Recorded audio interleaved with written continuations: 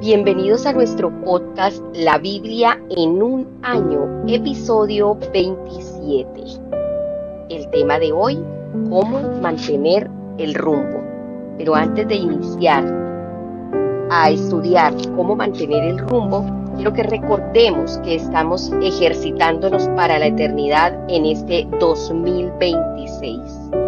Y este espacio de luz que ilumina mi camino es muy importante para que podamos ejercitarnos en esas disciplinas espirituales que necesitamos para la eternidad.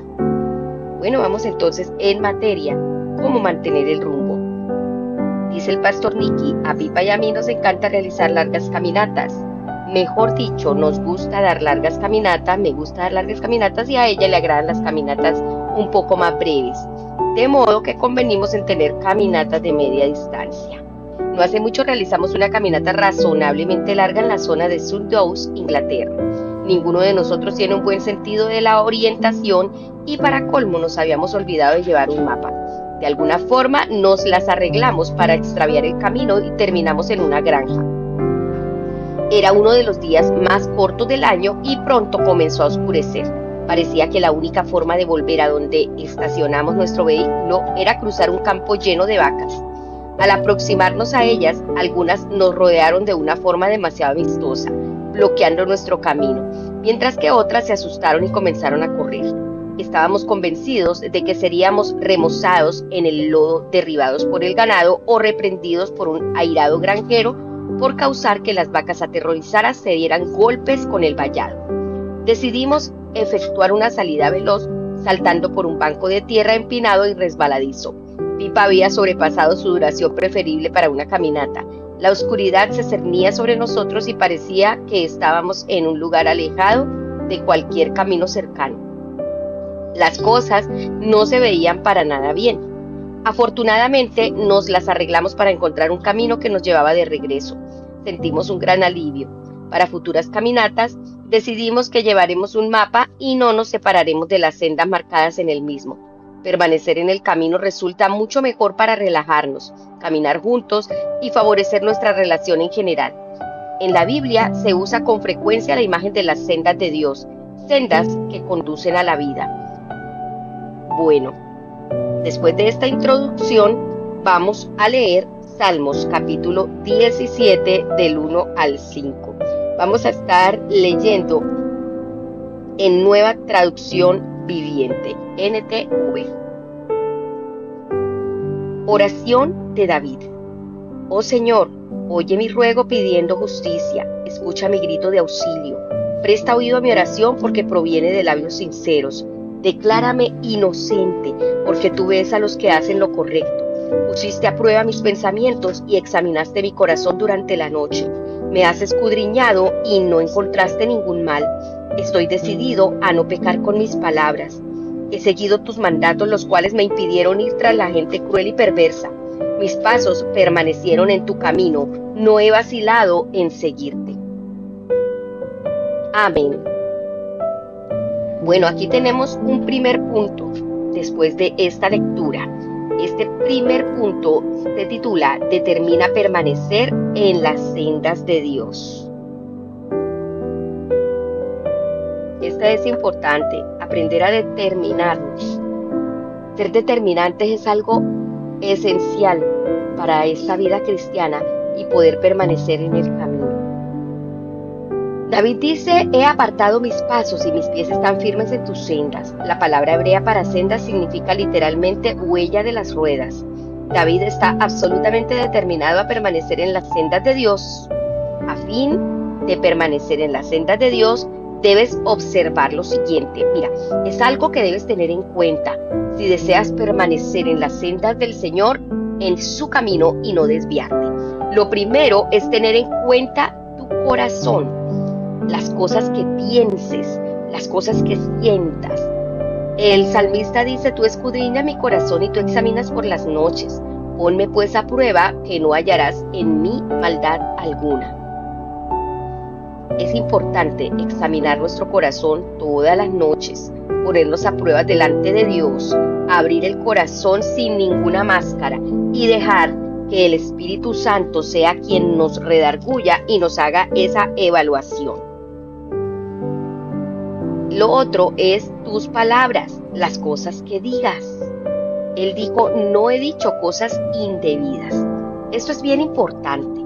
Las cosas que digas, son tan esenciales porque ellas muestran lo que hay en tu corazón y en mi corazón, obviamente. Tus pies debes tener en cuenta y observar también tus pies. ¿Qué quiere decir los pies? Los lugares a donde vayas. El salmista dijo, mis pies están firmes en tus sendas. ¿Qué es lo que estás haciendo? Tus acciones. Cuando habla de los pies, está hablando de las acciones, los caminos que tomo, las decisiones que tomo. Eso es bien importante. Ahora vamos a hacer una oración, Ahora vamos a orar y vamos a pedirle al Señor que nos ayude. Les invito a que entremos en ese gimnasio espiritual y permitámosle al Espíritu Santo por un breve momento empezar a escudriñar nuestro corazón y ser muy sinceros delante de Dios. Amado Señor, ayúdame a permanecer en tus sendas, te lo pido, que mis pies no resbalen. Ayúdame a guardar mis pensamientos de día y de noche. Escudriña mis pensamientos, escudriña mi corazón, porque tú eres el Dios de mi salvación. Ayúdame a no pecar contra ti, con lo que hagan y con lo que diga, Señor. Ayúdame que mis pensamientos, mis acciones, mis palabras, todo, Señor, permanezca en tu camino. En el nombre de Cristo Jesús. Amén. Ahora sí vamos a Mateo capítulo 19. Recuerden que estamos leyendo NTV. Mateo 19 del 1 al 15 dice así. Discusión acerca del divorcio y del matrimonio. Cuando Jesús terminó de decir estas cosas, salió de Galilea y descendió a la región de Judea, al oriente del río Jordán. Grandes multitudes lo siguieron y él sanó a los enfermos. Unos fariseos se acercaron y trataron de tenderle una trampa con la siguiente pregunta. ¿Se permite que un hombre se divorcie de su esposa por cualquier motivo? Jesús respondió, ¿no han leído las Escrituras? Allí está escrito que desde el principio Dios hizo al hombre y la mujer. Y agregó, esto explica por qué el hombre deja a su padre y a su madre y se une a su esposa y los dos se convierten en uno solo. Como ya no son dos sino uno, que nadie separe lo que Dios ha unido. Entonces preguntaron, ¿por qué dice Moisés en la ley que un hombre podría darle a su esposa un aviso de divorcio por escrito y despedirla? Jesús contestó, Moisés permitió el divorcio solo como una concesión ante la dureza del corazón de ustedes, pero no fue la intención original de Dios. Y les digo lo siguiente, el que se divorcia de su esposa y se casa con otra comete adulterio, a menos que la esposa le haya sido infiel. Entonces los discípulos le dijeron, si así son las cosas, será mejor no casarse. No todos pueden aceptar esta palabra, dijo Jesús, solo aquellos que reciben la ayuda de Dios. Algunos nacen como eunucos, a otros los hacen eunucos y otros optan por no casarse por amor al reino del cielo. El que pueda, que lo acepte. Jesús bendice a los niños. Cierto día, algunos padres llevaron a los niños a Jesús para que pusiera sus manos sobre ellos y orara por ellos. Pero los discípulos regañaron a los padres por molestar a Jesús. Pero Jesús les dijo, dejen que los niños vengan a mí, no los detengan, pues el reino del cielo pertenece a los que son como estos niños. Entonces les puso las manos sobre la cabeza y los bendijo antes de irse. Este texto nos da ahora la entrada al segundo punto, que se titula Quédate en las sendas de Dios en tus relaciones. La enseñanza de Jesús sobre las relaciones resulta de vital importancia para nuestra propia vida y para la sociedad. En este pasaje se establecen las sendas de Dios para la vida familiar. Lo primero es la importancia del matrimonio. Los fariseos preguntan a Jesús sobre el divorcio, pero él responde hablando del matrimonio. Se remonta al relato de la creación, citando el libro de Génesis 2:24, estableciendo que por eso dejará el hombre a su padre y a su madre y se unirá a su esposa y los dos llegarán a ser un solo cuerpo, como lo dice Mateo 19:5. Este versículo del Génesis es considerado como un texto fundamental para el matrimonio, no solo en el Antiguo Testamento, sino también por Pablo en Efesios 5:31 y Jesús mismo. El matrimonio implica el acto público de realizar un compromiso para toda la vida con tu cónyuge, un pacto que tiene prioridad sobre la relación con tus padres. Implica estar unido con tu cónyuge. La palabra hebrea significa literalmente pegados juntos, no solo física y biológicamente, sino también emocional, psicológica, social y espiritualmente. Este es el contexto cristiano para la unión de un solo cuerpo. La doctrina bíblica del matrimonio es la más emocionante y positiva que existe. También es la postura más romántica. Señala delante de nosotros el plan perfecto de Dios. Ahora, el Señor también toca, en cuanto a las relaciones, la concesión del divorcio. Los fariseos persisten con sus preguntas sobre el divorcio. Hablaban del mandamiento de Moisés en Mateo 19:7. Jesús responde diciendo que Moisés permitió tal cosa por obstinados que son.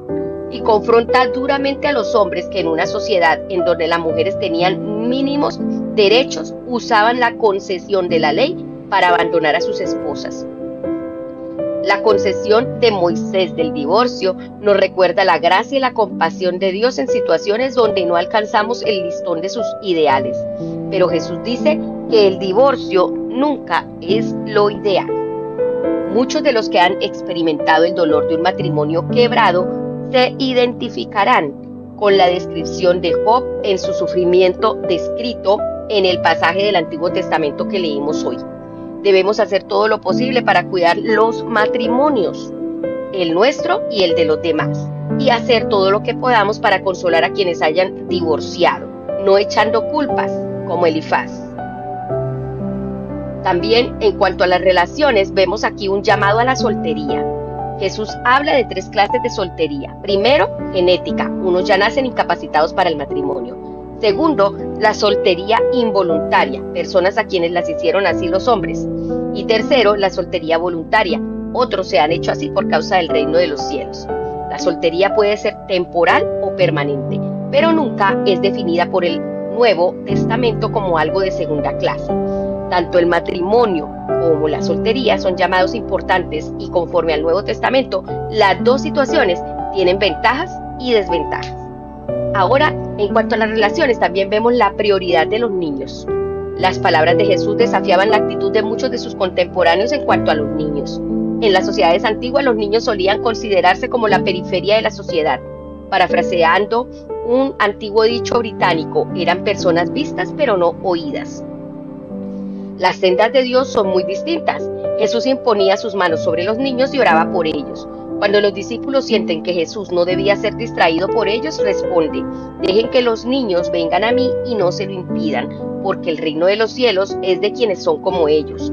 Demostró la alta prioridad desde la que los niños deben gozar en nuestra vida.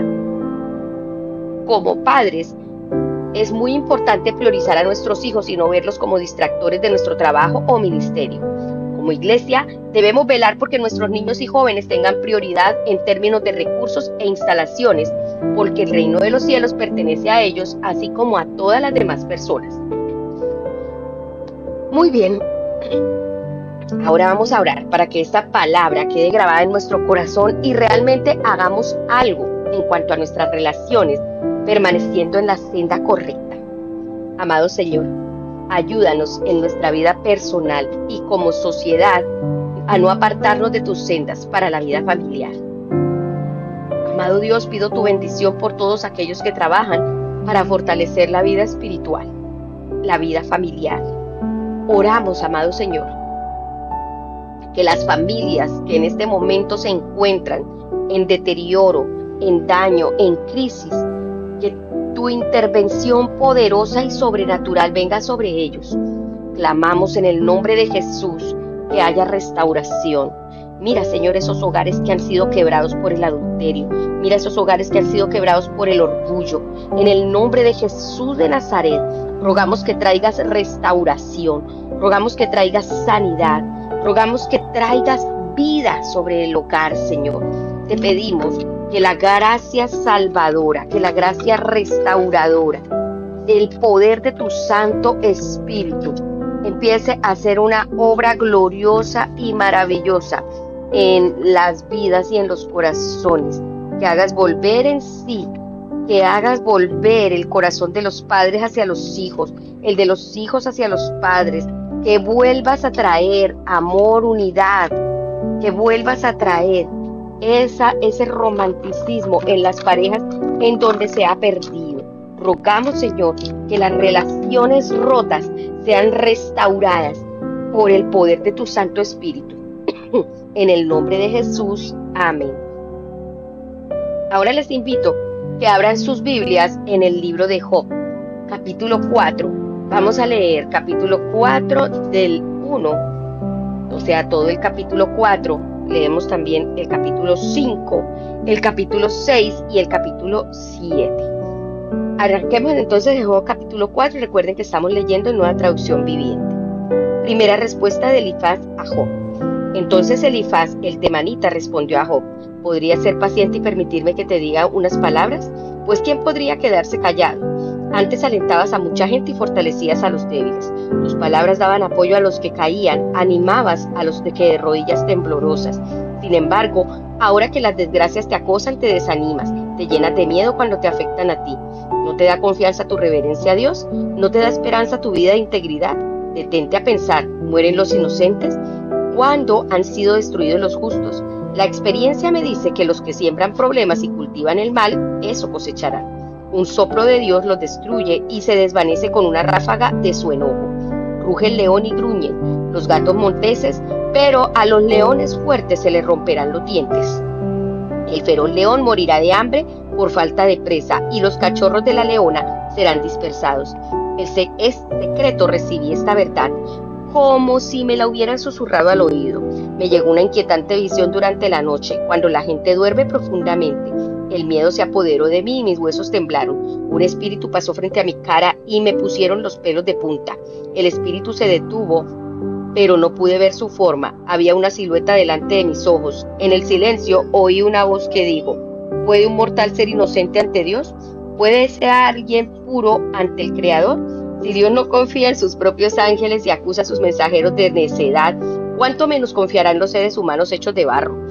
Están hechos de polvo, son aplastados tan fácilmente como una polilla. Están vivos en la mañana, pero muertos por la tarde, y desaparecen para siempre, sin dejar rastro. Se les arrancan las cuerdas, se derrumba la carpa y mueren en ignorancia. Capítulo 5. Continúa la respuesta de Elifaz. Por más que grites por ayuda, ¿quién te responderá? ¿Cuál de los ángeles te ayudará? Te aseguro que el resentimiento destruye al necio y los celos matan al ingenuo. He visto a los necios triunfar momentáneamente en la vida, pero después llega la calamidad repentina. Tus hijos quedan abandonados y lejos de toda ayuda. Los oprimen en el tribunal y no hay quien los defienda. Su cosecha la devoran los hambrientos, aun cuando esté rodeada de zarzas. Los sedientos jadean tras su riqueza. El mal no germina del suelo, ni la aflicción brota de la tierra. Pero la gente nace para tener problemas, tan cierto como que las chispas vuelan del fuego. Si yo estuviera en tu lugar, me acercaría a Dios y le presentaría mi caso. Él hace grandezas demasiado maravillosas para comprenderlas y realiza milagros incontables.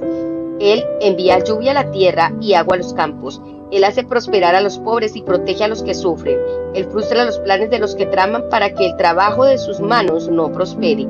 Él atrapa a los sabios en su propia astucia y desbarata sus ingeniosas maquinaciones. Encuentran oscuridad en pleno día y andan a tientas al mediodía como si fuera de noche. Él rescata a los pobres de las palabras hirientes de los fuertes y rescata de las garras de los poderosos. Por fin los pobres tienen esperanza y las fauces de los malvados son cerradas. Pero considera la alegría de aquellos a quienes Dios corrige. Cuando peques, no menosprecies la disciplina del Todopoderoso, pues aunque Él hiere, también venda las heridas. Él golpea, pero sus manos también sanan. Te rescatará de 6 desastres, aún en el 7º te guardará del mal. Te salvará de la muerte en tiempo de hambre y del poder de la espada en tiempo de guerra. Estarás seguro ante la calumnia y no tendrás miedo cuando llegue la destrucción. Te reirás de la destrucción y del hambre y no tendrás terror de los animales salvajes. Estarás en paz con las piedras del campo y los animales salvajes estarán en paz contigo. Sabrás que tu hogar está seguro cuando revises tus posesiones, no te faltará nada. Tendrás muchos hijos, tus descendientes serán tan abundantes como la hierba. Llegarás a la tumba a la edad avanzada como una gavilla de grano cosechado a su debido tiempo. Hemos estudiado la vida y resulta que todo esto es verdad. Escucha mi consejo y aplícalo a ti mismo. Job capítulo 6. Segundo discurso de Job. Respuesta a Elifaz. Entonces Job habló de nuevo. Si se pudiera pesar mi sufrimiento y poner mis problemas en la balanza, pesaría más que toda la arena del mar. Por eso hablé impulsivamente, pues el Todopoderoso me ha derribado con sus flechas, y el veneno de ellas infecta mi espíritu. Los terrores de Dios están alineados contra mí. ¿Acaso no tengo derecho a quejarme? ¿No rebuznan los burros salvajes cuando no encuentran hierba y mugen los bueyes cuando no tienen que comer? ¿No se queja la gente cuando la comida les hace falta sal? ¿Hay alguien que desee comer la insípida clara del huevo? Cuando la miro, mi apetito desaparece. Solo pensar en comerla me da asco. Ah, que se otorgara mi petición, que Dios me concediera mi deseo. Quisiera que Él me aplastara, quisiera que extendiera su mano y me matara. Al menos puedo consolarme con esto, a pesar del dolor. No he negado las palabras del santo, pero no tengo fuerzas para seguir, no tengo nada por lo cual vivir. ¿Tengo yo la fuerza de una roca? ¿Está mi cuerpo hecho de bronce? No, estoy desamparado por completo, sin ninguna oportunidad de salir adelante. Uno debería ser compasivo con un amigo abatido, pero tú me acusas sin ningún temor del Todopoderoso. Hermanos míos, han demostrado ser tan poco confiables como un arroyo de temporada que desborda su cauce a la primavera. Cuando crece por el hielo y por la nieve, derretida, pero en la estación cálida, el agua desaparece y el arroyo se desvanece en el calor. Las caravanas se desvían de su ruta para refrescarse, pero no hay nada para beber y por eso mueren. Las caravanas de Temán van en busca de esta agua. Los viajeros de Saba esperan encontrarla. Confían que esté, pero se decepcionan cuando llegan sus esperanzas, se desvanecen. Tampoco ustedes han sido de ayuda. Han visto mi calamidad y les da miedo. Pero, ¿por qué? ¿Alguna vez les he pedido que me regalen algo? ¿Les he suplicado que me den algo suyo? ¿Les he pedido que me rescaten de mis enemigos o que me salven de personas despiadadas? Enséñenme y me quedaré callado. Muéstrenme en qué me equivoqué. Las palabras sinceras pueden causar dolor, pero ¿de qué sirven sus críticas? ¿Creen que sus palabras son convincentes cuando ignoran mi grito de desesperación? Ustedes hasta serían capaces de enviar a un huérfano a la esclavitud o de vender a un amigo. Mírenme, ¿les mentiría en su propia cara? Dejen de suponer que soy culpable porque no he hecho nada malo. ¿Piensan que estoy mintiendo? ¿Acaso no conozco la diferencia entre el bien y el mal? Job capítulo 7. ¿No es toda la vida humana una lucha? Nuestra vida es como la de un jornalero, como la de un trabajador que anhela estar bajo la sombra, como la de un sirviente que espera cobrar su sueldo. A mí también me ha tocado vivir meses en vano, largas y pesadas noches de miseria. Tumbado en la cama pienso, ¿cuándo llegará la mañana? Pero la noche se alarga y doy vueltas hasta el amanecer. Mi cuerpo está cubierto de gusanos y de costras. Se abre mi piel y su pura pus. Job clama a Dios. Mis días pasan más rápido que la lanzadera de un telar y terminan sin esperanza. Oh Dios, recuerda que mi vida es apenas un suspiro y nunca más volveré a ser feliz. Ahora me ves, pero no será por mucho tiempo. Me buscarás, pero me habré ido. Así como las nubes se disipan y se desvanecen, los que mueren ya no volverán. Se han ido de su hogar para siempre y jamás volverán a verlos. No puedo evitar hablar. Debo expresar mi angustia. Mi alma llena de amargura debe quejarse. ¿Soy yo un monstruo marino o un dragón para que me pongas bajo custodia? Pienso, mi cama me dará consuelo y el sueño aliviará mi sufrimiento. Pero entonces me destrozas con sueños y me aterras con visiones.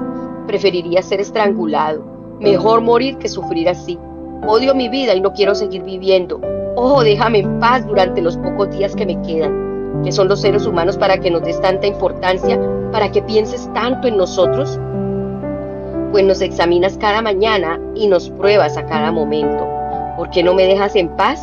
Al menos el tiempo suficiente para poder tragar. Sí, he pecado. ¿Qué te he hecho, oh vigilante de toda la humanidad? ¿Por qué me haces tu blanco? ¿Acaso te soy una carga? ¿Por qué mejor no perdonas mi pecado y me quitas la culpa? Pues pronto me acostaré en el polvo y allí moriré. Cuando me busques, me habré ido. Amén. El tercer punto se titula Ayuda que otros permanezcan en las sendas de Dios. Estoy tan agradecido por mis amigos que me han ayudado a permanecer en la senda. No obstante, en ocasiones es posible que aún nuestros amigos nos malentiendan o hagan mal las cosas. En este pasaje vemos un contraste entre Job, que ayudó a otros a permanecer en las sendas de Dios, y Elifaz, que no fue de ayuda para Job. A veces la gente pregunta, ¿es cierta cada palabra de la Biblia? Mi respuesta siempre es sí, pero igual que con los demás libros, debe ser interpretadas. Una de las reglas de interpretación es que siempre debemos interpretar según el contexto. En este pasaje de hoy leemos las palabras de Elifaz, uno de los amigos de Job. Tenemos que leerlas a la luz del hecho de que al final el Señor dice a Elifaz de Temán: estoy muy irritado contigo y con tus amigos, porque a diferencia de mi siervo Job, lo que ustedes han dicho de mí no es verdad. Las palabras que leemos en este pasaje no son todas ciertas. Los amigos de Job dan una respuesta demasiado simplista al problema del sufrimiento. Su diagnóstico es por momentos ingenuo, pietista e irreal. Job, por otro lado, es realista y sincero. En medio de su batalla con el dolor, las noches sin dormir, el lamento y el sufrimiento, su padecimiento no es el resultado de su propio pecado, como Elifaz y sus amigos sugieren. Job pregunta correctamente. ¿Cuál es la pregunta de Job? Instrúyeme y me quedaré callado, y muéstrame en qué estoy equivocado. Esta es una pregunta que es importante que nosotros siempre le pidamos al Señor.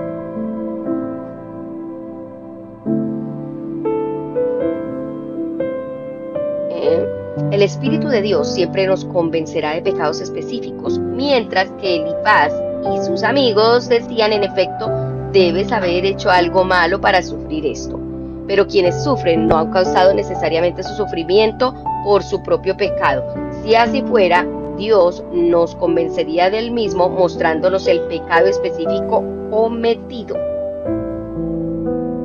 Elifaz y sus amigos dan un consejo que es una mezcla de verdad y falsedad, y sus palabras deben interpretarse como malas.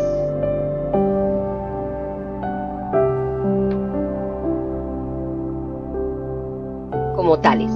Una cosa que dice Elifaz que es probablemente cierta es que Job era un hombre que ayudaba a la gente a permanecer en las sendas de Dios, cuando le dice que tú impartirías instrucción a las multitudes y fortalecerías las manos decaídas, tú que con tus palabras sostenías a los que tropezaban y fortalecías las rodillas que flaqueaban. Tu tarea no consiste solo en mantenerte dentro de la senda, sino también, como Job, ayudar a los demás mediante tus acciones. Entonces, aquí vemos que Elifaz y sus amigos, por lo menos en estos textos que acabamos de leer, estábamos hablando de Elifaz, no fue correcto al dar el concepto de Dios frente al sufrimiento, porque dijo que el sufrimiento lo causaba Dios a causa del pecado, del propio pecado del ser humano. Y lo correcto es que el sufrimiento sí es consecuencia del pecado, pero no lo causa Dios, ¿sí? Sino que es el enemigo el que se aprovecha de estas situaciones. Ahora, no es del propio pecado, sino que por el pecado general de la humanidad entró el sufrimiento a la humanidad. Por lo tanto, debemos lidiar con el sufrimiento y el dolor que vemos en la humanidad a causa del pecado. Por eso el pietismo no es correcto lo que dice, porque prioriza la piedad personal, ¿sí? O sea, como lo que la persona pueda hacer por sus propias fuerzas.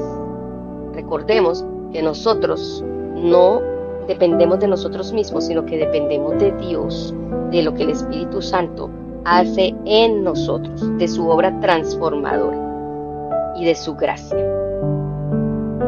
Vamos a orar. Vamos a pedirle al Señor que nos ayude a permanecer en la senda, ayudando a otros en los momentos de sufrimiento, siendo compasivos como el Señor Jesucristo, y poder brindar ayuda en los momentos de necesidad. Amado Señor, quiero darte gracias Gracias por las personas que nos han ayudado a permanecer en la senda. Gracias por las personas que han servido de consuelo en los momentos de sufrimiento. Ayúdame a ser auténtico para quienes sufran, Señor. Ayúdame, Señor, a ser tus manos, tu boca, a ser tus pies para las personas que se encuentran en sufrimiento. Apoyar a quienes vacilen, a quienes estén dudosos, a quienes estén débiles y fortalecer a quienes tengan las rodillas debilitadas, Señor. Ayúdanos a andar en tus caminos y permanecer en tus sendas. Te lo pedimos en el nombre poderoso de nuestro Señor Jesucristo. Amén. La pastora Pipa añade diciendo: me impresiona cuando el salmista dice: no he dicho cosas indebidas.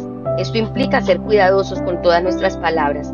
Lo que decimos cuando no estamos de servicio realmente importa. Le damos gracias al Señor por este devocional. Recordemos siempre cómo debemos mantener el rumbo. Recordemos siempre que el Señor está con nosotros. Recuerden que este devocional fue escrito por el pastor Nicky Gumbel de la iglesia HTV en Londres y la voz de este podcast es de Marisol Rojas. Que el Señor les bendiga.